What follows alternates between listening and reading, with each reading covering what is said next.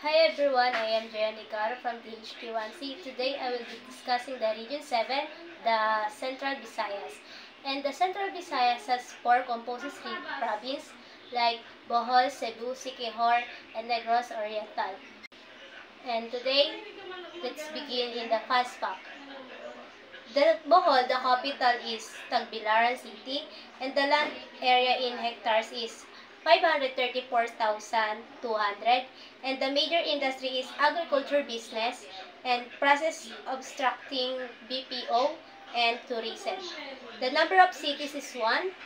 The number of tourisms and municipality is 47, and the Cebu's capital is Cebu City, and the land area in hectares is 482,095, and the major industry is shipbuilding, shipping, agriculture, mango industry, BPO, tourism, and the number of cities is 9, and the number of tourism and municipality is 43.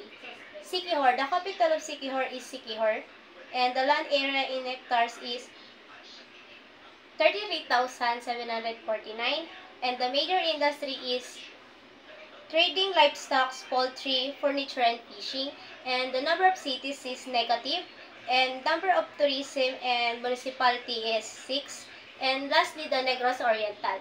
The capital is Dumaguete City, and the land area in hectares is 538,553, and the major industry is sugar, agriculture, fishing, and livestock, and the number of cities is 6, and the number of tourism and municipality is 19. And let's continue the ports of access. Cebu, Bohol, and Siquijor are islands. Hence, access to and from the said provinces by air or sea. Intra-regions travel is also via sea. Tourists should consider going around the region and during the same visit to maximize the seaports access within the region. Cebu and Bohol also serve as jump-off or points to some provinces in Mindanao. Mactan to Cebu International Airport, Tagbilaran City, and Airport Dumaguete, and the Cebu International Airport is Tagbilaran City, Tourist Pier, and Larena and Siquijor ports of Dumaguete Port. And we have a by air, consider are the country's second international gateway. And the by sea, to go travel offers regular ferry tripa from Manila to Cebu. And the getting around is the cities and municipalities within the provinces are connected through a network of concrete roads. And let's go on the attraction and activities in Bohol. Historical, cultural, and heritage ng attraction ng Bohol is yung Blood Compact Memorial, and then the Baclayon Church, and Clarina Central House, and Bohol National Museum, Punta Cruz Watchtower, and the Gohoy Marker. And the natural attractions of Bohol is the Chocolate Hills, of course, and then the Philippine Tarsier Sanctuary, and the Lobok River, Abtan River. Built attraction naman ng Bohol ay ang Hanging Bridge at Sibilas, and lastly, the Bilar Mahognay Forest.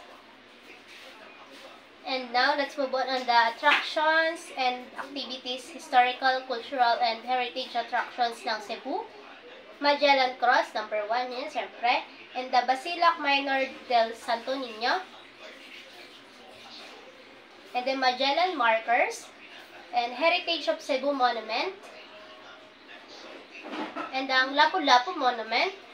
Heritage of Cebu Monument. And ang Magellan Monument.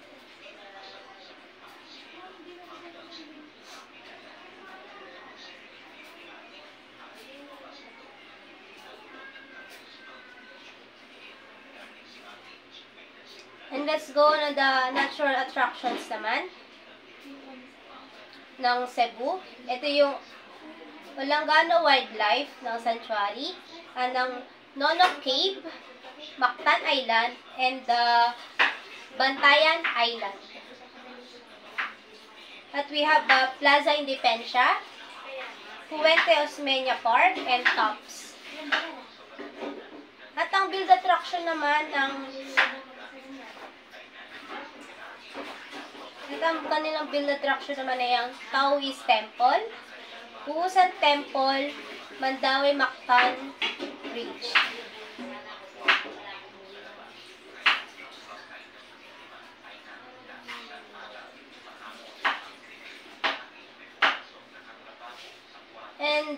And punta naman tayo sa attraction and activities ng Cebu, ng Siquijor. And let's begin and continue the attraction and activities naman ng Siquijor, ang kanilang historical, culture, and heritage attraction. Unang-una dyan is yung Church of St. Francis of Assisi and the San Isidro Labrador Parish. And ang kanila namang Kang Isok House.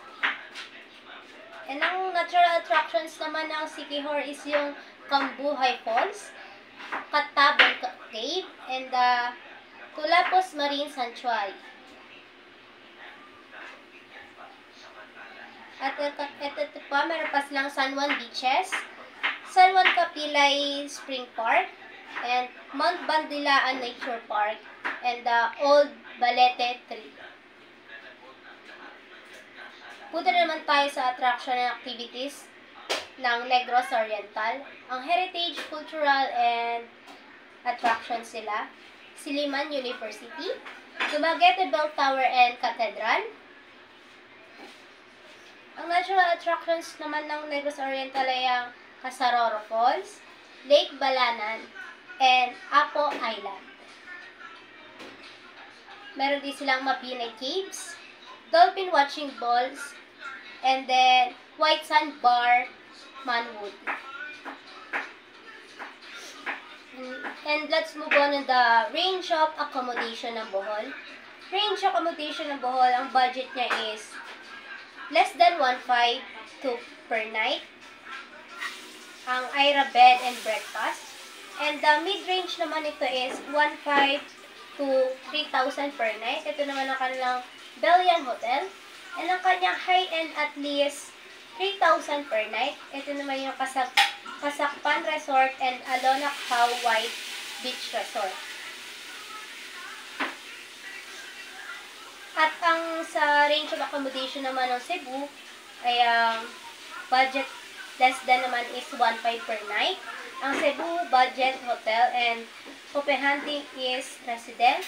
And ang mid-range naman niya ay 1.5 to 3,000 per night. Meron silang Bayfront Hotel, Hotel Elizabeth, and ang high-end at least nila is 3,000 per night. Meron silang Marco Polo Plaza Hotel and Tradition Blue.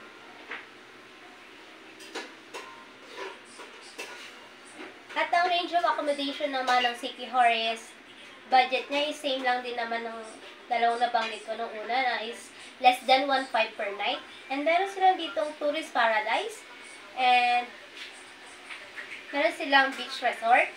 And ang kanilang mid-range naman is 1.5 to 3K per night. Meron naman silang Gold View Beach Resort and Blue Wave Inn. Ang high-end naman nila is 3,000 per night. Meron silang White Villas Resort and Lazy Beach Club. And lastly, ang range of accommodation naman ng Negros Oriental, budget less than 1.5 per night. Meron silang Go Hotels Dumaguete and Hostel Tropical. At ang mid-range naman ito is 1.5 to 3K per night. Meron na sila dito Antulang Beach Resort and Hotel Essentia. At ang kanilang high-end at least naman nila is 3K per night. Meron naman silang Atlantis Dive Resort and Santa Monica Beach Club. Siyempre, meron sila yung Tablea. Ito ay gawan chocolate. At meron naman silang Barquillos and ang kalamay nila. At ang sa foods and delicacies naman ng Cebu, syempre, ito yung patok na patok sa kanila, ang kanilang lechon, at ang kanilang danggit, at ang kanilang fresh and dried mango. Ang food and delicacies naman ng Siquijor ay ang torta, and then peanut balls, and lastly, the native bread. And lastly, ang Negros Oriental, ang kanilang food and delicacies naman ay ang kanilang silbanas, at ang budbud kabog, and sans ribal. Ito naman ang pwedeng recommend ng pasalubong kapag nagpunta ka sa province nila. Meron silang otap, and chicharon, at ang piyaya. And let's move on the festivals and special events ng Bohol. Meron silang Sandugo Festival at Ubi Festival. Sa Cebu naman ang festivals and special events nila ay ang Sinulog Festival, syempre, at ang kanilang Paskuhan sa Sugbo. Festivals and special events naman ng Siquijor ay ang Bugwas Festival at Dilaab Festival.